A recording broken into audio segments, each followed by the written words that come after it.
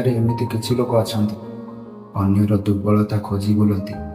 ଟିକେ ସୁଯୋଗ ମିଳିଲେ ଅନ୍ୟକୁ ଅପଦସ୍ଥ କରିବାକୁ ପଛାନ୍ତି ନାହିଁ। ସେହିପରି ଲୋକଙ୍କ ଠାରୁ ନିଜକୁ ଦୂରେଇ ରଖିବା ଉଚିତ।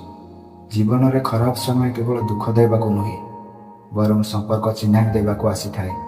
ଆଉ ସେହି ଖରାପ ସମୟ ହିଁ ଜଣାଇ ଦେଇଥାଏ ଏହି ସ୍ୱାର୍ଥପର ଦୁନିଆରେ କିଏ କାହାକୁ କେତେ ଭଲ ପାଏ। ଦୁନିଆରେ ସବୁ କଠିନ କାମ ଭିତରୁ ଅନ୍ୟତମ କଠିନ କାମଟି ହେଉଛି ମଣିଷ ଚିହ୍ନିବା। ଦୁଃଖ ତାକୁ କୁହାଯାଏ ଏକା ଥିବା ସମୟରେ ଯାହାର କଥା ମନେ ପଡ଼ିଲେ ଦୁଇ ଠୋପା ଲୁହ ଝରି ଆସେ। ସମସ୍ତଙ୍କ ଜୀବନରେ ଦେଖିବେ ଜଣେ ନା ଜଣେ ଯେମିତି ହେଲେ ଧୋକା ପାଇଥିବେ, ଆଉ ସେଇ ଧୋକାକୁ ମନେ ପକାଇ ବହୁତ କଷ୍ଟ ପାଉଥିବେ।